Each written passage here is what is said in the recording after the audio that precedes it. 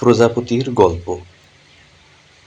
একবার একজন মহানুভব ব্যক্তি তার বাগানে একটি প্রজাপতির গুটি বা ডিম দেখতে পেলেন।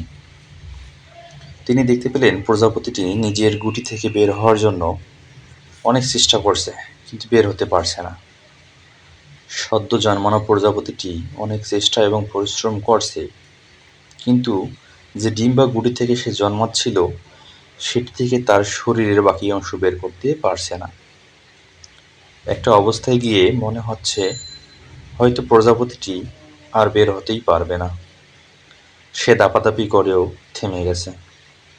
এই দৃশ্য দেখে লোকটির অনেক মায়া হলো এবং সে গিয়ে গুটির বাকি অংশটি একটি কেঁচি দিয়ে কেটে প্রজাপতিটিকে বের করে ফেলল। কি মনে হচ্ছে, লোকটি প্রজাপতির উপকার করছে, তাই না?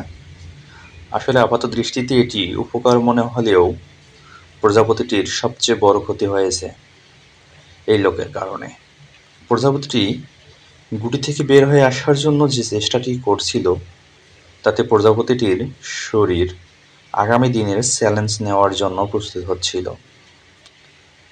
তার ডানা ঝাপটানোর ফলে গুটিতে থাকা ঈশ্বর প্রদত্ত তরল পদার্থ তার ডানা শক্ত হতে সাহায্য করছিল।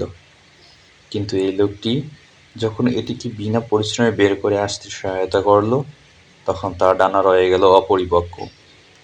প্রজাপতিটি এর বাকি জীবনে কখনো ঠিকমতো উড়তেই পারেনি, কারণ তার ডানার উড়ার জন্য যথেষ্ট মজবুত ছিল না। এই গল্প থেকে আমরা শিখতে পারি, জীবনের প্রতিটা সমস্যা, প্রতিটা প্রতিবন্ধকতা আমাদেরকে সামনের দিনগুলোর জন্য শক্তিশালী করে। কষ্ট ছাড়া বড় হওয়া যায় না।